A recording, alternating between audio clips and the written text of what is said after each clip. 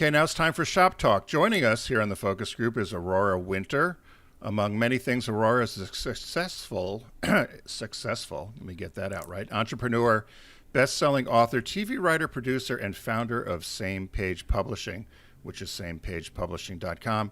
She's the author of 10 books, including Turn Your Words into Wealth, a blueprint for your business, brand, and book. She advocates that proper storytelling will lead to business success. It sounds easy. So welcome to the focus group, Aurora. It's great to be on the show with you too. Thanks. To start off with, you transitioned from running a very successful business, a yacht business, in fact, and then you were in film and TV production and executive with media. Then you pivoted yet again to be a business storytelling expert.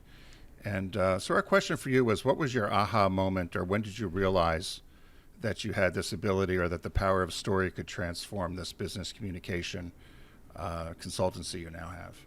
I've always loved story, and I've been really fascinated with books, nonfiction books, fiction books since I was 9. So I would say that I'm basically obsessed with storytelling. And what I discovered running different businesses in different industries is that it wasn't actually about whatever I was selling. It was about the story.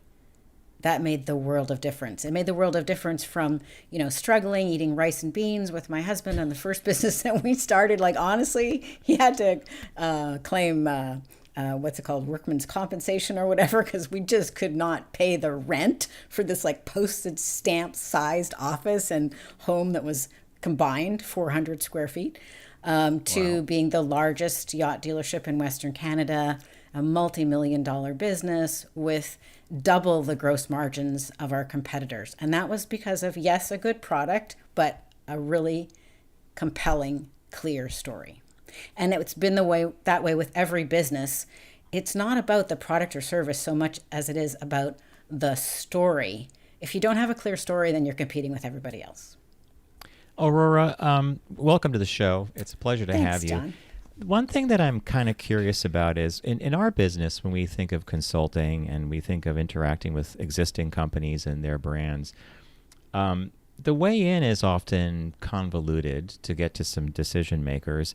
Yeah. And the thing that I puzzle about is I'm always struck by how employees of companies are obsessed with ROI. What is the value you're bringing to us is going to do what to our business? And I think story is one of those things that you can't necessarily pin an immediate ROI on. So when you approach a company and you're consulting with a group of people, who do you like to approach to talk to get in the door? And then are they slaves to how's this going to transform? Is it going to transform the business overnight, or is it going to be? Do you really set expectations once you're in the door?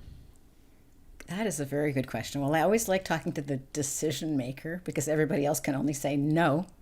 And I find that CEOs are really great to talk to because their brain dominance, they actually have all 4 quadrants of brain dominance firing, so they can be very fluid and ambitious. And the best way for me to prove value is come to one of my mastermind events. I've had this happen several occasions. Every entrepreneur or founder I've worked with who had started off raising 0 capital, once they got their message clear with my help, they raised at minimum 7 figures, or more usually 8 figures.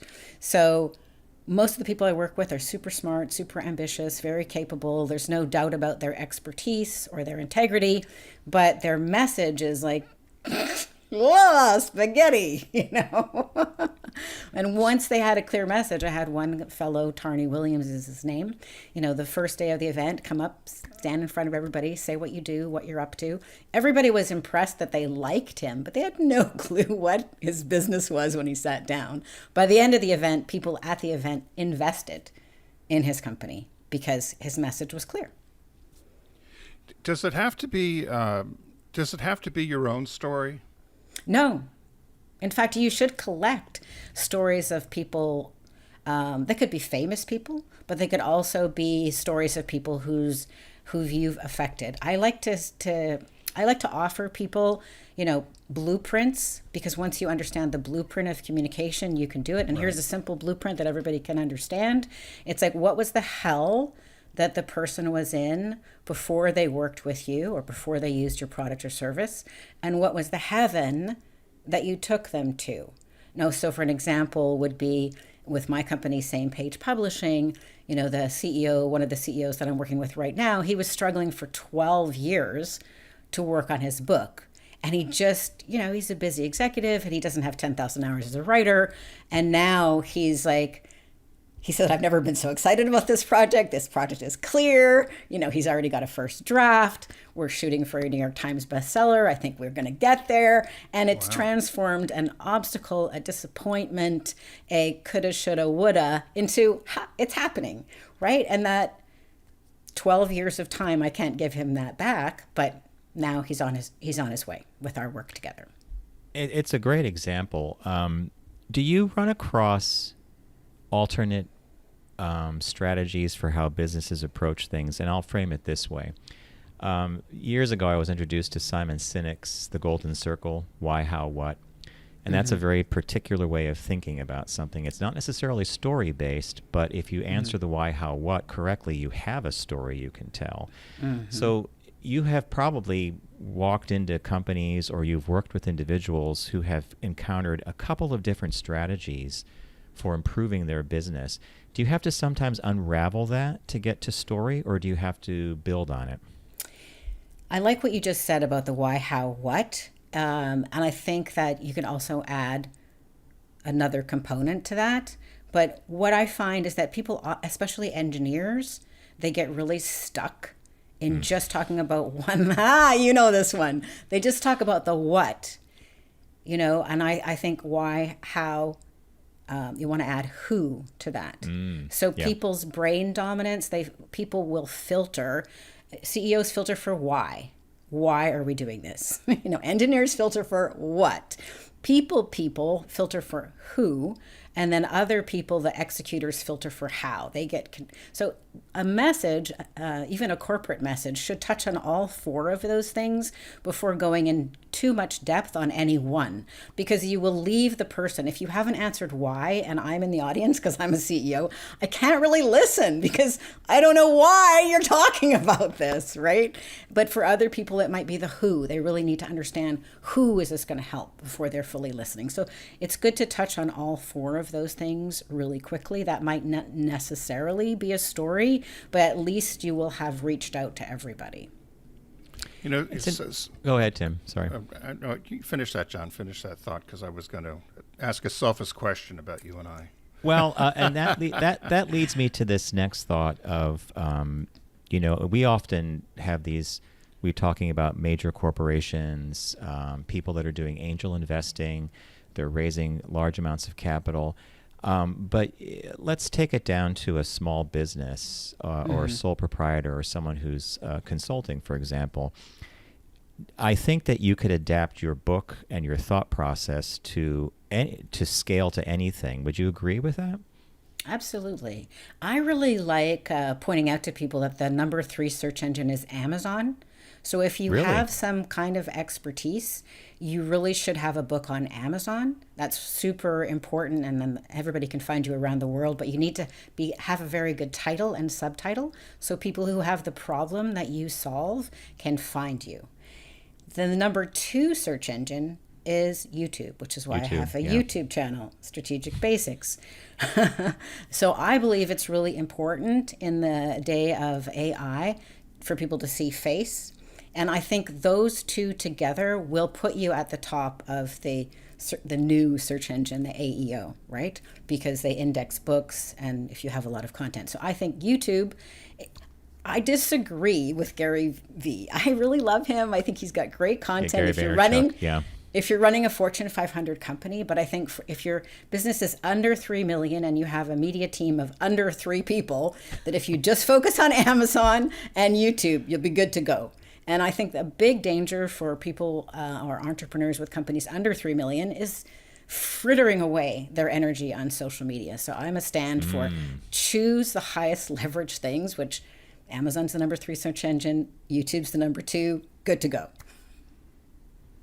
Wow. So selfishly, I guess this leads right into John and I are best known for the 15-year campaign we did in niche marketing, particularly LGBTQ, and really just gay and lesbian marketing to the consumer for Subaru, the car Yeah, I brand. read And that there was quite, what, 4 times as many who purchased Subaru or purchased something. right at the time, Stunning. females, lesbians were, and it's been written up in Harvard Business School and case studies, and we've been interviewed a lot, particularly when Pride Time comes. And John and I have tried to leverage that as a story Yeah. through our business, and we've had some success over the years. But right now, in the current environment where people have confused DEI with marketing, it's been a real struggle for us. We've been doing this podcast for a radio show we started on Sirius XM for going on 18 years. And I feel, and I think John can either agree or disagree with me, that we're a little stuck in trying to figure out how to get attention again and or tell the story to grow the business. And get Let's talk about sponsorship. that. A couple of things. One, just because a story worked at a certain point doesn't mean that it couldn't benefit from refreshing. And you have a bunch of stories. So if that one's not working, pull out another one. But let's work on that one for just a second. So I didn't read the Harvard Business Review Sure. in depth. I just saw, the 4 times was like stunning. So what I want to know is, were you at cause for that increasing, or did you notice that increasing and capitalize on it? Because correlation is not causation, but if you were at cause for any portion of that, that makes the story even more powerful, because then you've got an ROI argument. Right. What was it that you observed that and capitalized on, or was it that your activities actually increased the number of purchasers from that specific group? Right. Well, it was John's agency had done some research and focus groups and found that women head of households, which ended up being as identified as lesbians, were the purchasers of the product at 4 times more the general public, and then presented the information to the brand, and then we capitalized on that, but then grew it to be even more. So, and still talked about today, even though we started, John, 1995, 96? Yeah, 94. Yeah, or 94. So, and we've been, John particularly, he's in Manhattan. He's been at conferences and heard people tell his story.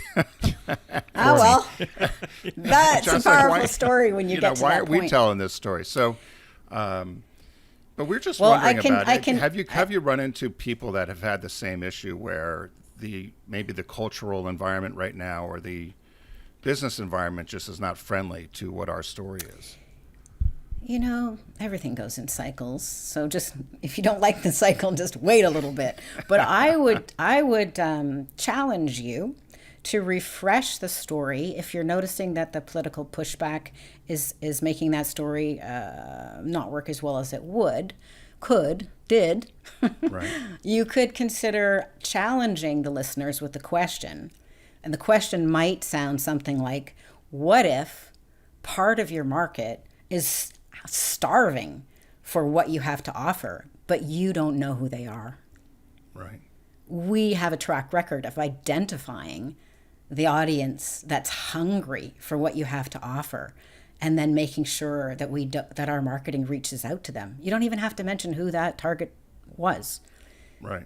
Right? And I think that is a really compelling argument. I think that happens so often that people make the mistake. It's like the social media point that I made earlier, even though I love Gary Vaynerchuk, like furthering attention equally across all possible venues or all possible buyers is like the worst mistake a small business can make. In fact, I was just reading in Revenge of the Tipping Point by Malcolm Gladwell. Here, this could be a resource for you. Oh, John's nodding. He's Actually, read Malcolm it. Gladwell lives up by where I have a country house, and I saw him jogging about a week ago. And as I rode my bike by, and I said, "Hello, Malcolm." Didn't even pay attention. But anyway, No, so rude. but anyway, back to his new book. But yeah. anyway, I recommend that you take a peek at Revenge of the Tipping Point, because he talks about the power of the small groups. And I'm probably going to mangle the numbers, so don't hold me to the numbers. But the basic concept was when they were trying to push prescription drugs, the marketing people who worked for the drug company, I won't say the drug company's name because might get us in trouble if I say the wrong number. They were just reaching out to all doctors equally. And they were annoying a lot of doctors and pissing off a lot of doctors. And eventually, they were not getting good returns.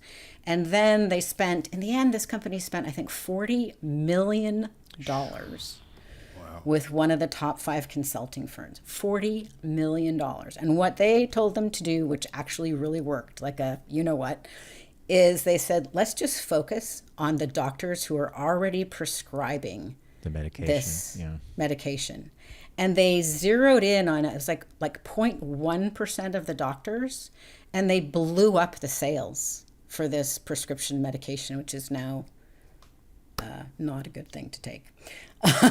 But your story, add one of Malcolm Gladwell's stories, maybe find another story about an example where a company was wasting money by treating all prospects the same way. Your example is already 4x. That's huge. Malcolm Gladwell's was 1000x. Find another story, then you've got a new keynote. Aurora, that's really fascinating because I used to always say in my agency days, it's a silver bullet, not buckshot. So if you design a presentation for maybe 5 different people, it's a silver bullet. You don't want to design a presentation for 40 because how is that story, you're spreading this story out to all these people that are not even going to pay attention to it. So I like your thought process. It matches with what I'm thinking. Now, before time's a terrible thief, and we're going to run out of time here in a minute. So I have a question for you, though. Okay. If you could give our listeners one practical exercise that they could use to start turning their words into wealth, what do you think that would be? The simplest exercise is start collecting those hell to heaven stories. Hell to heaven. Or heaven to hell. Yeah. So they start off in the hell, and then after they've worked with Tim and John, they spend less marketing money to get bigger results because they're zeroing in on the 4x. There are other recipes for communication, and once you understand the blueprint of communication, you can paint it any color you like with any story that you like. So I have a whole bunch of blueprints in Turn Words into Wealth, but here's one simple example that I can give, and I think it will really make a lot of sense to people. You want to understand, or you're well served to understand, the neuroscience of communication and how the brain works. The first filter is the croc brain. So in the blueprint, that is the foundation. Unless you get the attention of the croc brain with a hook or something, what category are we in? You might still be talking, but they're not listening. So you got to build a foundation first. So an example would be Turn Words into Wealth. That's what category are we in? People might lean forward. But people often they do it in the wrong sequence, or they miss the second one, which is the midbrain. So human beings didn't survive for millennia because we're faster or stronger or have sharp claws or sharp teeth. We survive because of other people. So we're hyper aware of status and who else thinks this is a good idea. So this book is an award-winning book. You can see the awards. The fact that we're talking to each other is social proof. I think John and Tim are worth talking to. They think Aurora is worth talking to. Hit that social proof just really quickly, and then you can go on to the cerebral cortex with the core of your argument. But that should not take more than 5 minutes, and then circle back around, rinse and repeat, because people's attention, is short. And if you keep re-engaging all those 3 parts of the brain, you'll be good to go. So the croc brain is more like you have to have the foundation. The midbrain are the walls, and the top, the cerebral cortex, is the roof. And so many people try to put the roof on first, or they forget about the walls, or they don't dig a foundation. You need all 3 to communicate effectively. And I think with that metaphor, people will remember. Well, I think that's a great selling point for the book, and we have to let you go. I'm unfortunate. Can I ask one quick go question, ahead, Tim, John? yep. Just because I'm curious, what's going on with AI? Oh yeah, that's the real one-line answer. You just tossed a grenade into the room. But I was just wondering. That's a good question. No, I'll I'll shorten it to everybody thinks, okay, I'll just type in some prompts and it'll write Yeah. the book for me. Have Yeah. you seen that, or is that what one of Do the you know challenges that you run into? 62% of the books on Amazon have one review or fewer? And Wow. those are the No. ones that are made by AI. So here's what we know about large language models. They will predict the next most likely word. What is something that is predicting likely? It's average or mediocre at best. So I think the only way to survive in the age of AI is lean into storytelling. I think information is dead. People want information, they're just going to go to ChatGPT. How do I do this? How do I do that? But stories, no. You're the only one who has your stories, your hell, your heaven, the things you've overcome, the things you're passionate about, the people you've helped. That is gold. So I encourage people to lean into stories, and then use AI to help you proof, so you don't have typos, and that you Right. can more effectively do research. But lean into what you're passionate about, your authentic self, who you serve, what you want to stand for, and your brand is what other people say about you. So what kind of brand do you want to develop? Build it around your story. I think you'll be good to go. Brilliant, because I think the human race is really good at two things: storytelling and music. But that's just me. I think that's a great answer, Aurora. We've been talking to Aurora Winter. She is the author of a new book called Turn Words into Wealth. You might have seen it on the screen if you're watching on our YouTube channel. And you could visit her and the book you could see at samepagepublishing.com. It's also available on the world's second largest or third largest search engine, Amazon.com. By the way, That's that's a new right. one on me. I knew about Google and YouTube. Now that you put in the Amazon, I got that triple play there. So we want to thank you, Aurora, for joining us. It's been a fantastic conversation, and we wish you the best of luck with the book. I'm going to look into it. I think you've given us some actionable insights and information to work with. So again, thanks for joining us here on the Focus Group. Thank you.